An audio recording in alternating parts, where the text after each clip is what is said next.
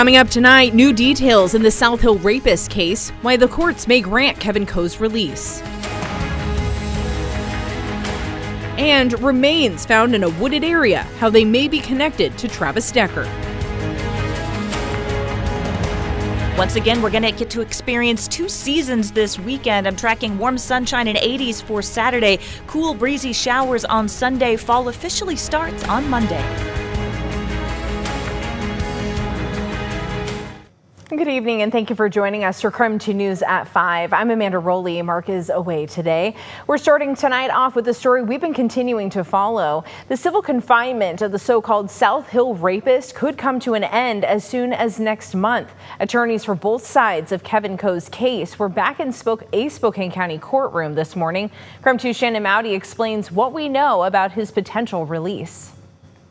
Tonight, we've learned the Washington Attorney General's office does believe the court will grant Coe's release in the next 2 weeks on October 2nd. It was back in January when Coe's public defender asked for an end to his civil commitment. Coe's been involuntarily confined to McNeil Island since 2008 after a jury found he met the definition of a sexually violent predator.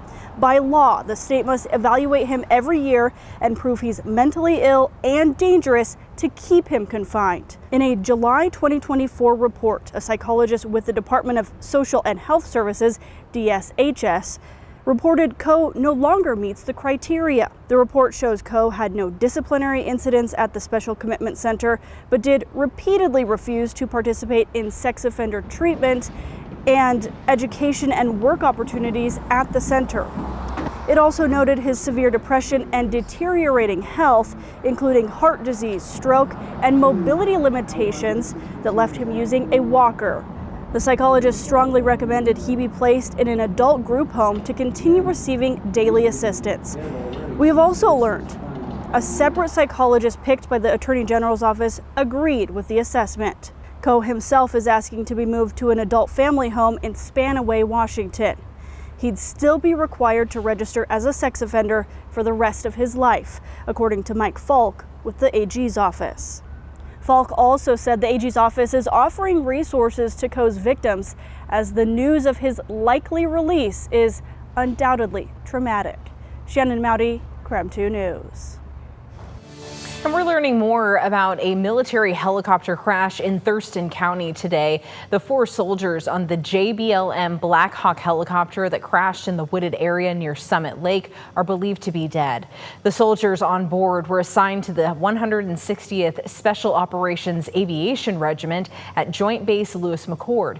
The Army is calling this a quote aviation mishap. The sheriff's office says they haven't been able to find any survivors, and due to the scale of the wreckage, it would have been impossible to survive. The military says they lost contact with the helicopter right before it went down. The city of Spokane is in a $13 million budget deficit. Spokane Mayor Lisa Brown says uncertainty over federal contracts, inflation, and a decline of revenue from sales tax all contributed to the deficit. The city says people are spending less right now because of economic uncertainty. Increasing jail costs have also contributed to the deficit. The city's payment to Spokane County to operate the jail have more than doubled in the last 5 years. The mayor says she and city council plan to prioritize community safety and replenishing the city's reserves. She says they are already working to adjust the budget. In Moscow now, the school district there is asking the Idaho Supreme Court to strike down a law that gives millions of public dollars to private schools. Specifically, the law gives families tax credits to help pay for private school tuition. Supporters of the law say it gives families more choices for critical education, but critics say it undermines the public school system and violates constitutional requirements. It weakens our public schools. It strips resources from the majority of Idaho children. It benefits only a few, but at the expense of all. Idaho's children deserve better. They're telling me in my ear. Excuse me. The Moscow School District is asking the Idaho Supreme Court to strike down a law that gives millions of public dollars to private schools. Specifically, the law gives family tax credits to help pay for private school tuition.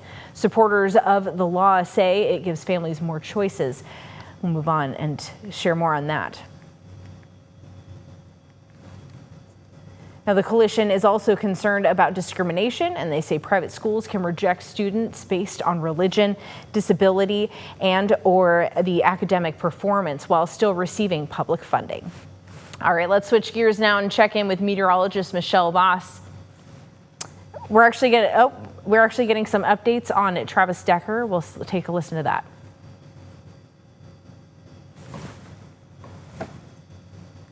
Other agencies, state, local, and federal, and we kind of narrow in where we need to be looking, and for the most part, we're pretty successful most of the time. Is this search in that area wrapped up? Is anyone going back up to that site at all? At this point, no, we're going to shut it down for the night, but if something changes, then we'll be right back to it. And then we're on to the next case, and if there's another case in the mountains, I'm pretty confident Border Patrol will be with us, and we'll be back at it with the state police and specifically the Spokane County Sheriff's Department as well. Based on the evidence found there, if it is Travis Decker's remains, did it look like someone had been camping there a while or someone on the move? You know, ma'am, I don't really have the answer to that specific question. Can you tell me a little bit about what, say, the next few days looks like for you? Is this something that's going to be more searching, more field work, or is this just now waiting for that DNA evidence? I think it's a lot of waiting. How does that feel? You know, you want to be, again, you want that 100% confidence in what we're doing, and in this situation, because of DNA, we can get there. But I think we'll be looking at our phones, but moving on with the rest of our weekends and traveling back to wherever we're from. Can you tell me a little bit about the condition of those bones and those pieces that you found? Were they gnawed by animals? Is that something that seemingly disturbed up there? Ma'am, I really don't know the answer to that, nor would I be an expert on that matter. Fugitives I can help with, but anthropology I'm a little limited. Can you say whether a firearm was discovered with Mr. Decker?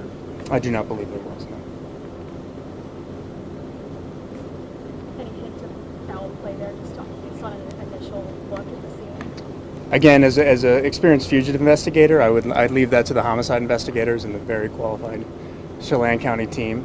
So I'm not in a position to really feel that one. This is obviously hit close to home for a lot of people. Wenatchee's a very small community, so is Chelan County. Any message you have in terms of the importance of closing a case like this? Well, I think everybody wants this closure across the community, and I mean, it's national level attention. We all want closure on this case, but so we're really hoping we get across, to keep using the analogy, to get across the goal line and be done with this. But, for the Marshal Service and every member of law enforcement, from here we just move on to the next violent fugitive. And that's unfortunate, but that's the reality. Sheriff Morrison, if I could ask you a question. You guys are from here, you live here, your guys have been part of this since day one. Kind of the same question for you. Mm-hmm. You've met with the family, you guys know these people. How does it feel knowing you're so close to 3.5 months of just anxiety maybe coming to an end? We understand the work's not done. We're still in the midst of a homicide investigation. And as you asked too, if something were to happen to Travis that was not natural or of his own cause, we're going to investigate it as a homicide investigation. We owe that to his family. We owe that to him. He's still a human being. He was a brother. He was a son. He was a family member. So again, I find his acts to be heinous and what he's alleged to have conducted and done. But overall, still going to treat him with respect. I said this throughout the process. We didn't want any harm to come to him, and we'll still treat his remains with the kind of respect that anyone would deserve. So we'll look into it, but we understand this is one step closer, as we said, to serving justice and ensuring that the law was issued. So we want to make sure this is closed out properly. We want to make sure the family has the closure. I want Whitney to sleep better at night. I want her family to sleep better at night. I want the community to know that our agency does not give up, no matter how daunting and how challenging the task is.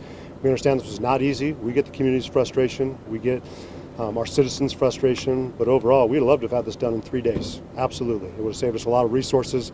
But it wasn't for a lack of trying. It wasn't for a lack of resources. We brought in some of the best minds in the country, from the FBI, the U.S. Marshal Service, U.S. Forest Service, even the U.S. Army's Criminal Investigation Division.